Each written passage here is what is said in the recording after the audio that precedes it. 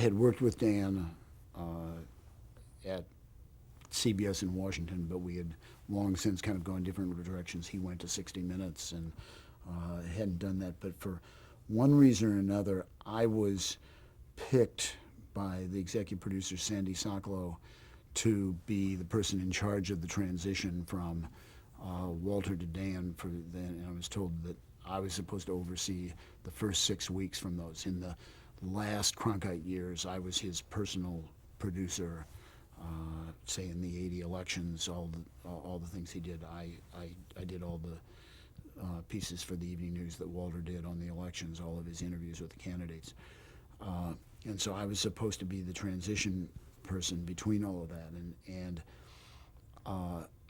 I was very much the young Turk, and I was saying kind of in the latter Cronkite years, technology's changing, and there are all kinds of things we can do, and there are these new things, and Roone Arledge had come to ABC News, and ABC was changing the look and feel of sort of things, and I was saying we can do this, and we can do this, and we can do this, and CBS management was very much, look, people like Walter just the way he is. We're not going to change a thing.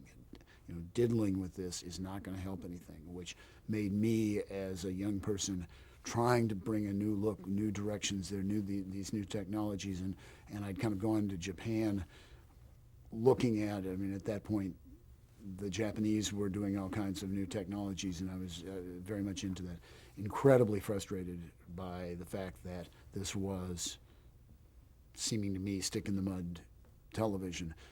Truth meant it was the right thing to do at that moment, but you know, that's not what I wanted to do. So, man, I came into this transition, and we're going to do this and this and this and this and this, and I was told, no, we're not. People like the CBS Evening News just the way it is, and I couldn't believe it. I mean, I just said, but Walter's gone. And they said, no, but if we can just slip Dan into Walter's chair, we'll just keep the juggernaut going. And,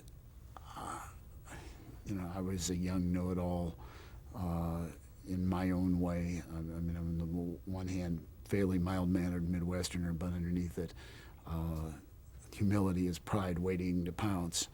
And I just couldn't believe it. So the day before it went on, I said, I will do this, and I will do it the way you want to do it, and I will do it as well as I possibly can. But at the end of the 6 weeks, I quit. And I did. And fortunately, they said, you can't quit, we'll take you off of that. And I went to 60 Minutes. And in fact, whether it was because I knew I was right or not, in fact, the transition to Rather didn't work that way.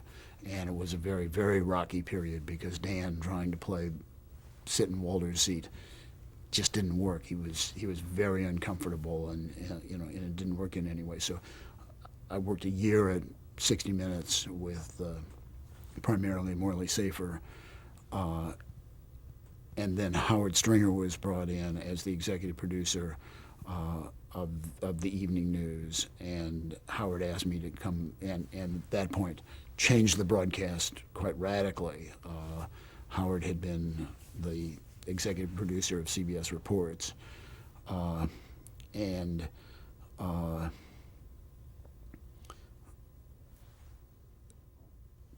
Howard made big changes and asked me if I would come back and be a senior producer on the Evening News, and so I did come back at that point, and it was a very different show and a very exciting time. And Dan almost didn't get the initial traction, and then really hit in and was a huge success. And the broadcast was, you know, absolutely exciting and fresh and whatever. And it was, you know, it was a wonderful experience with great people.